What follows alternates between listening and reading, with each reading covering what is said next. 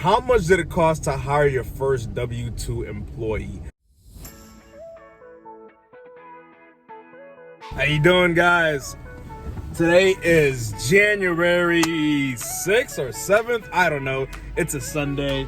And I didn't do a video yesterday or the day before. The story behind that is I had a concussion, so I was just trying to rest up. And I wanted to make sure that I'm on top of my game when I'm speaking to you guys. Ended up getting rear-ended on the highway. But anyways, you guys don't care about that. You want to hear how to grow your business, how to attract some great team members, how to market and all that. So here's a question I want to answer. How much did it cost to hire your first W-2 employee? Now, this question is very, it's a case-by-case thing, right? So I actually have a sheet where I track how much it costs me to hire a team member and also the cost of a team member turnover, right? So how much it costs when that team member actually leaves us. So how much it costs to attract them. So the recent team member that we had, it cost us approximately $846 to attract that team member. That was one team member. You're thinking, Paul, why did it cost that much? So let me give you a breakdown on what you're looking at when you're hiring a team member in terms of expenses and whatnot. First and foremost, you have to look at the attraction portion, right? So some people do Indeed, some people do Craigslist. These are things that you have to pay for. Yes, Indeed does have a free aspect as well when you're trying to get people on there and whatnot. That being said, we always pay for our ads. There are times where we'll slow down and just kind of tune it down a bit, but we're always trying to get applicants in. Why? You have to get 750 applicants to get one Rockstar team member. So I really want to kind of get a big influx of team members in, big push so I can get a whole bunch of team members in. So that's why I pay for Indeed. Now, my other costs, by the way, some ads I'm running $50 a month, some ads I'm running a little more, and some ads I'm running a little less. My other cost goes into paying my trainers. My trainers, for having a trainee, get paid $150 just for having that trainee along with them. And it's a very big benefit because we run solos. So what happens is, yes, you're training, but towards the end of the week, they're basically observing, kind of shadowing, helping here and there, and they're still getting their full commission for the job, and they're getting the extra $150 at the end of the week for having a training with them. So that cost stays fixed, right? It's $150. Now, the other cost to hire that person is that week where they're training, and you can't really have them doing houses by themselves, but you're still paying them. And having a trainee, what we find is that our team members, obviously, they have to slow down a little bit while they're training. So they end up working around 35 to 40 hours that week. So you have to factor that in. So if you're paying minimum wage for that training, some places it's $12 for minimum wage. That's what it is for us. Some places it's like $7. I don't even know if there exists a place where minimum wage is $7. Maybe there is. But anyways, in my state, it's $12 an hour.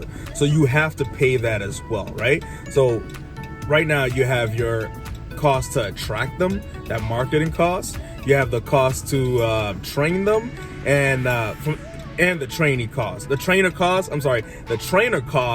and the pay for that trainee for that week. Now, here's another thing that we don't think about. If you're doing your interviews by yourself, a lot of times you're saying, okay, well, I'm the one that's doing it. I don't have to pay myself. Yes, you do have to pay yourself. Your time is worth something, okay? And whatever you determine that to be. However, you can always have somebody in charge of recruiting processes and everything. So the way ours work is somebody applies, then they get screened. Actually, this is actually switched a little bit the way we do our screening. I'm going to share that with you. I'm actually going to be jumping on a video, and I'm going to be sharing that with you, our whole screening process now and how that looks and how we kind of automate that and what we're using to automate that. So anyways, if you have somebody they call in, the applicant calls in, we ask them a set of questions, and that's handled right now from our VA. She's asking a set of questions, and we get the applicant in for a group interview. That takes time to do the group interview, right?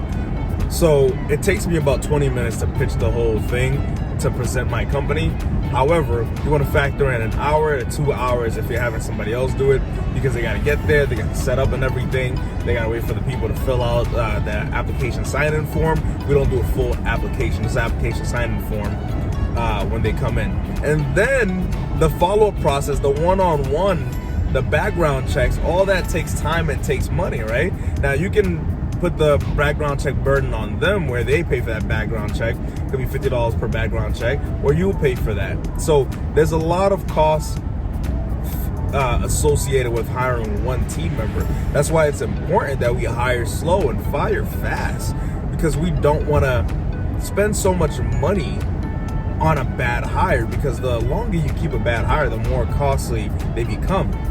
So on my sheet where I track the cost of attrition, the cost of losing one team member, what I factor in is when that team member quits, if they did not give us a 2 weeks notice, what customer did I have to call to skip their cleaning, right? So I factor that in. Also, I factor in what customer canceled because they're tired of having people switch.